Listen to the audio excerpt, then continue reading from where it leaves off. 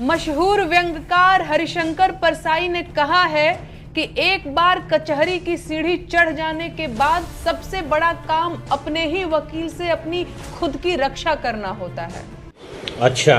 भाजपा की सरकार चुनने के बाद से एकदम यही हाल पूरे देश का हो चुका है। ठीक है। और अब पूरे देश के सामने अपनी ही सरकार से अपनी जान बचाने की चुनौती आकर खड़ी हो गई है। बिल्कुल सही कहा था परसाई जी ने। और तुमने तो कोर्ट की जगह YouTube की सीढ़ी पकड़ ली और अब जनता को अपने अल्ट्रा वोक बायस से ही बचाना पड़ रहा है। कभी खुद को व्यंग्यकार बताती हो, कभी RTI एक्टिविस्ट, कभी लोक गायिका और असल में हो फुल टाइम मोदी विरोधी और पार्ट टाइम कविता वाचिका। नमस्कार दोस्तों, आज हम रोस्ट करेंगे नेहा जी को, तो चलो मिलकर रोस्ट करते हैं। शुरू करने से पहले सब्सक्राइब भी कर दो वरना तुमको नहीं भौजी की कसम अब तो कर दो, गरीब का भी भला हो जाएगा। और रोस्ट ऐसा करूँ जो सब एक ही बात बोले। तो चलो दोस्तों शुरू करते हैं। खैर आओ यार, सैनिटाइजर के नशे करना बंद करो और शुरू करते हैं बिना किसी बकचोदी के। हर किसी को समझ में आ चुका है कि सरकार ने पूरे देश को ठगा है।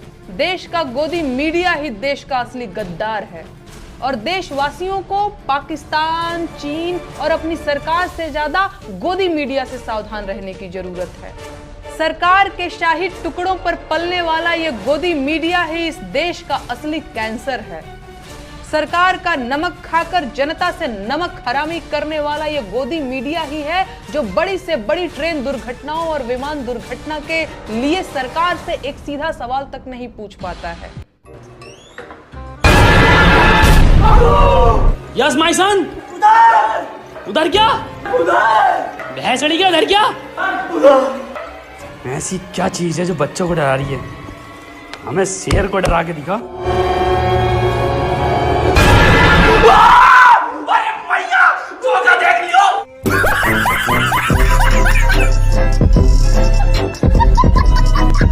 मतलब 10 साल से तुम यही हाल झेल रही हो और फिर भी इसी देश की आजादी में इंटरनेट पर रोज सुबह राष्ट्र विरोधी कविता पोस्ट करती हो। लगता है मोदी सरकार ने न सिर्फ तुम्हारा वाईफाई चालू रखा बल्कि तुम्हारा YouTube चैनल भी मोनेटाइज करवा दिया।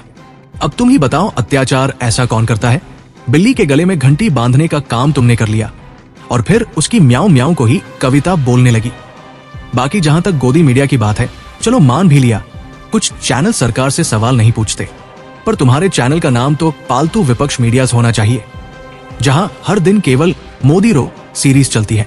भाई साहब, जब बालासोर ट्रेन हादसा हुआ तो रिपोर्टिंग से लेकर इन्वेस्टिगेशन तक NDTV, द हिंदू, BBC सब लगे थे, लेकिन तुम्हारा कैमरा उधर नहीं घुमा क्योंकि तुम्हें तो गाय, गोडसे और ग्रीबी बेचनी थी।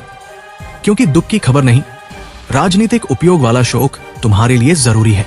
अगर सच में सरकार ने बर्बाद कर दिया होता तो तुम्हारा भारत तेरे टुकड़े होंगे गैंग आज भी मोमबत्ती खोज रहा होता। तुम सवाल पूछती नहीं, एजेंडा चलाती हो। एक बार भी कभी कोई पोस्ट राहुल गांधी, नीतीश, केजरीवाल या ममता की विफलता पर करके दिखा दो, जनता तुम्हें सच मान लेगी।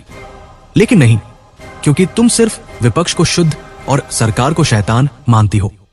क्योंकि तुम्हारा एजेंडा सच से नहीं, सत्ता से, चिढ़ से शुरू होता है। नेहा सिंह राठौर, ये मत भूलिए कि कविता तभी व्यंग्य होती है जब उसमें दोनों पक्षों की बात हो, वरना वो बस झूठ की चाशनी में डूबी हुई निजी कुंठा होती है जिसे जनता अब पहचानने लगी है।